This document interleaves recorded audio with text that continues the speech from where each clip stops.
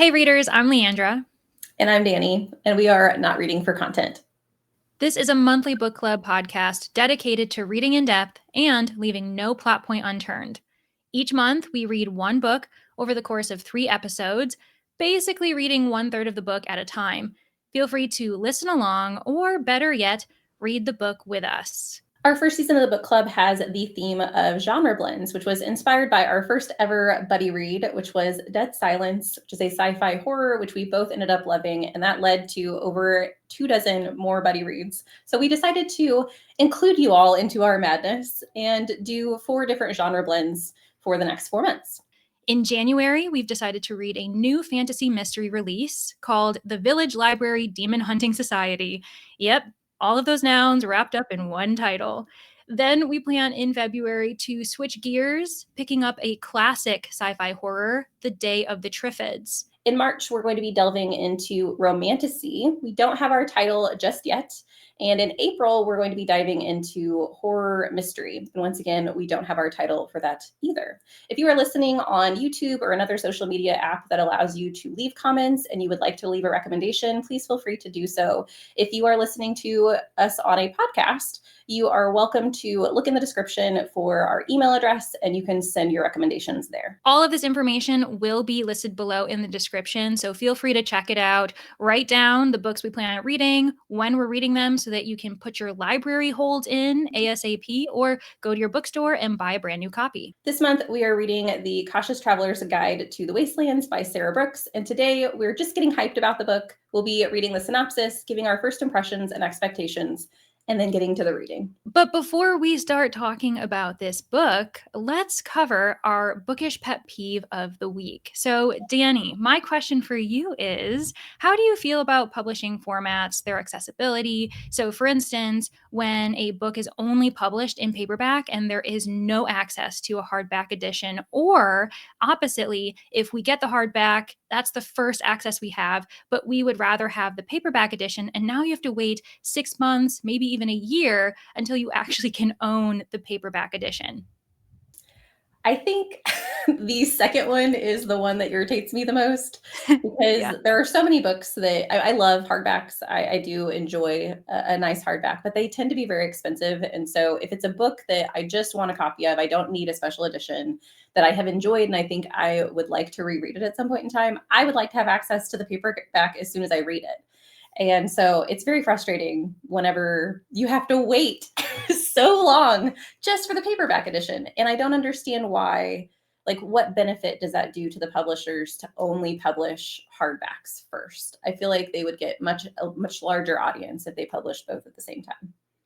Oh, for sure. And it probably is a bit of a marketing scheme, like get people to buy the hardback, and then suddenly people can get hyped again, get excited, start talking about the book again when we have a paperback edition being published. And I think this actually opens up the discussion of what books are worth a hardback and what books are worth a paperback. So if I adore a book, it's 5 stars, I am obsessed with it, I may actually want to get it in hardback. I think it's worth the money. Whereas if I still really enjoyed it, I would like to have access to this book again to reread, but it's not something I have my heart set on. I definitely want the paperback. I'm also coming from the perspective where, actually, as a really big mystery reader, certain publishing companies will actually only publish in paperback. So I think that for me, that is where my pet peeve comes in, because I have adored certain mysteries, and yet the publisher, and not to call out any publishers, but I know, for instance, like Poison Pen Press, they don't typically publish in hardback, which is totally fine. I understand. It's expensive for us to buy hardbacks. It's expensive for the publisher to publish in hardbacks. But there are some where I'm like, I wish I had the option. And maybe that's a bit selfish of me. I don't think that's selfish at all. I think that's just your opinion, and I think it's valid. Speaking of opinions, if you guys in the audience have your own on this particular pet peeve, or if you have your own pet peeves, make sure and send those to us so we can have a discussion with you or maybe even address it on the podcast. But now it's time. Let's actually talk about the title that we are about to start reading, The Cautious Traveler's Guide to the Wastelands by Sarah Brooks.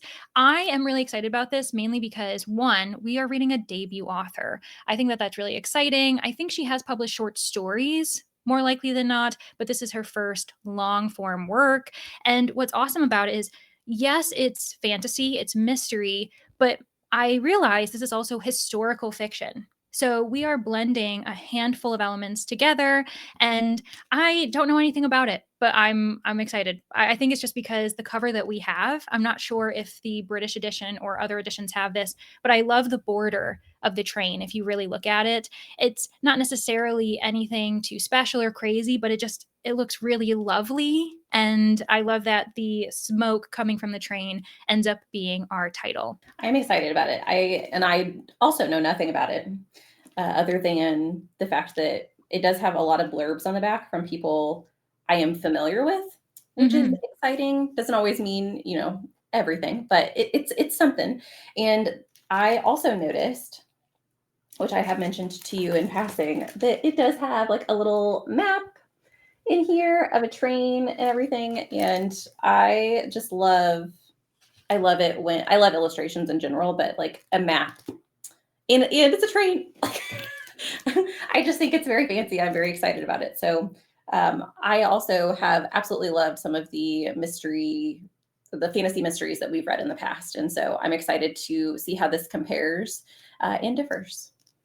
Yeah, I'm glad that you brought that up. Yeah, because we have a map, and it's also a bit of a blueprint, which I think is quite classic when it comes to mysteries. So this author is really kind of paying attention and providing a nice balance, because maps are very common in fantasy, and blueprints, say the outline of a house, what the, surrounding area looks like, where the crime is going to be committed. So the fact that these two genres are being blended together, it fits really well, because this is a gorgeous illustration. It'll be interesting to see how often we reference it, like if we're looking back to see like how the characters are moving about on the train.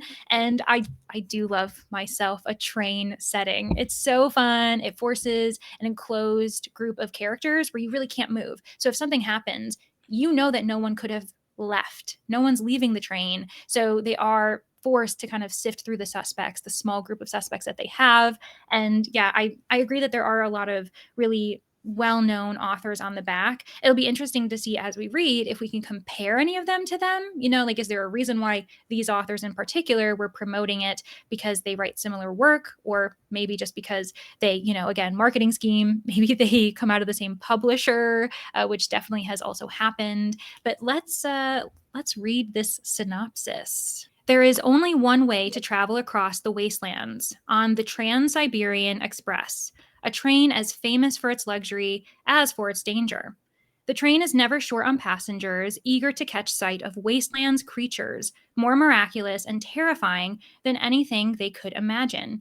But on the train's last journey, something went horribly wrong, though no one seems to remember what exactly happened. Not even Zhang Weiwei, who has spent her life on board and thought she knew all the train's secrets. Now the train is about to embark again with a new set of passengers. Among them are Maria Petrovna, a grieving woman with a borrowed name, Henry Gray, a disgraced naturalist looking for redemption, and Elena, a beguiling stowaway with a powerful connection to the wastelands itself. Weiwei knows she should report Elena, but she can't help being drawn to her. As the girls begin a forbidden friendship, there are warning signs that the rules of the wastelands are changing, and the train might once again be imperiled. Can the passengers trust one another as the wildness outside threatens to consume them all?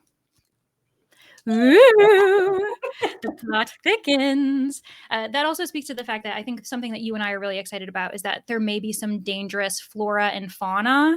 And I did take a little bit of a peek at Goodreads just to see what people were saying. I don't know anything about the plot still, but someone was referencing that it reminds them of Annihilation, but a book that actually has a plot, which I think is kind of funny.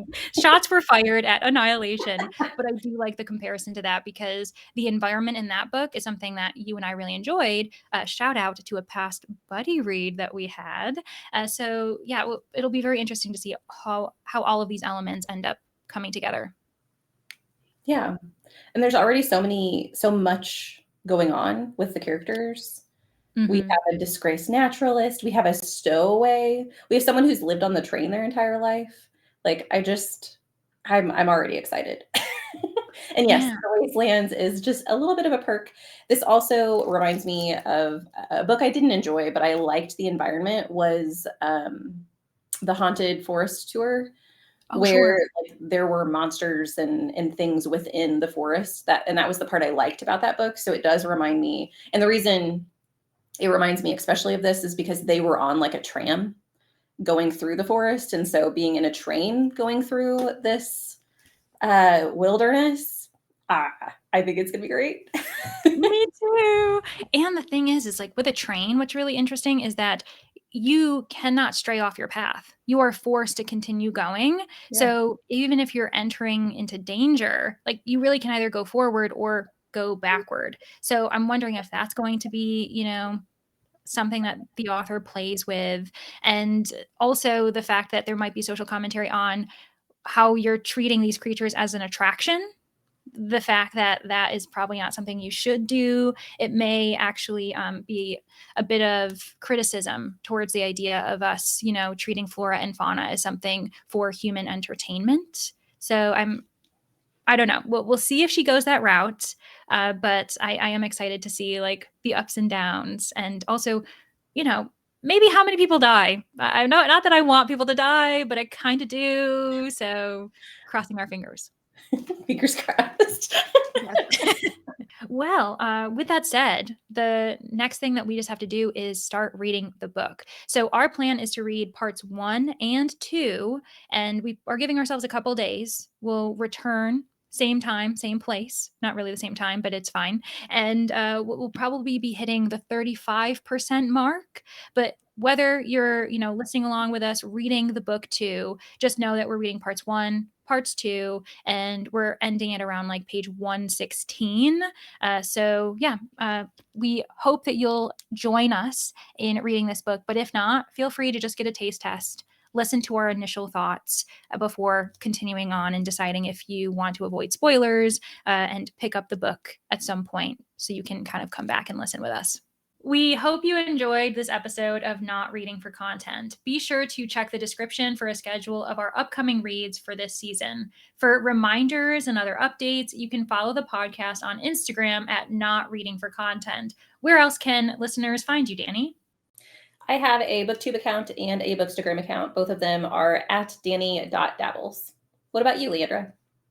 I have the same. I have a booktube and a bookstagram. My booktube is Leandra the TBR0, and my bookstagram is at Leandra _ the TBR0. Thanks again for listening, and don't forget to tune in next Friday for our next episode.